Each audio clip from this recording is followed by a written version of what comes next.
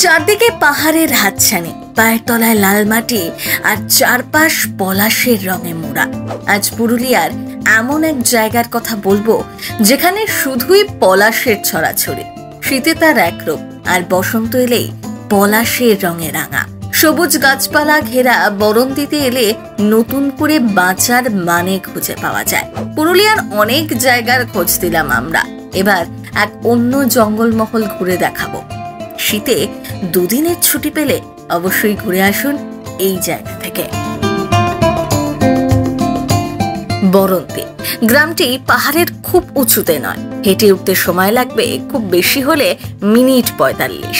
তবে গাছপালা আর ঘন জঙ্গলের ফাঁকে মনে জন্ম নেবে অন্য এক রোমাঞ্চ। কিন্তু পাহাড়ের মাথায় পৌঁছে বরন্তি লেক, চারপাশের যে অপরূপ প্রকৃতির মুখোমুখি হবেন তা মনে থাকবে আজীবন। গ্রাম নয়, যেন হাতে আঁকা ছবি।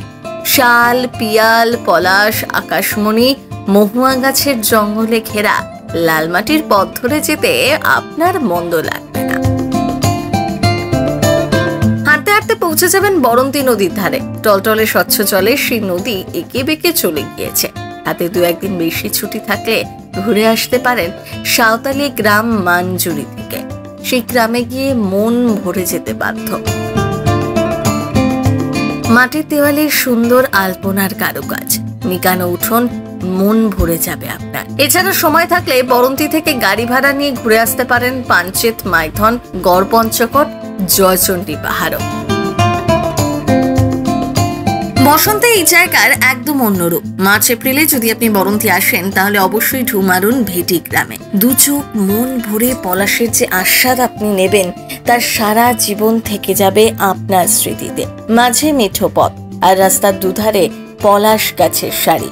সকাল বা সন্ধে কাটানোর এর থেকে ভালো ঠিকানা আর আপনি পাবেন না। কলকাতার দিক থেকে ট্রেনে গেলে শিয়ালদহ কিংবা হাওড়া থেকে আসানসোলগামী যে কোনো ট্রেনে আপনাকে উঠতে হবে। আসানসোল থেকে পুরুলিয়ার আদ্রা স্টেশনে পৌঁছে যান, সেখান থেকেই বরন্তি যাওয়ার গাড়ি পেয়ে যাবেন। পর্যটকদের স্বার্থে গত কয়েক বছরে গোটা এলাকা ঢেলে সাজিয়েছে রাজ্য সরকার। পর্যটকদের জন্যই এখানে বেশ কয়েকটি হোটেল, রিসর্টও তৈরি হয়েছে। পুরুলিয়া মানেই অযোধ্যা পাহাড় আর গড়পঞ্চকোট নয়, ছোটনাগপুর মালভূমির জঙ্গল ঘেরা পুরুলিয়ার বিস্তীর্ণ অঞ্চল জুড়ে ছড়িয়ে থাকা সৌন্দর্য। তাই আপনি যদি প্রকৃতিপ্রেমী হন, বরন্তি আপনাকে মুগ্ধ করবে।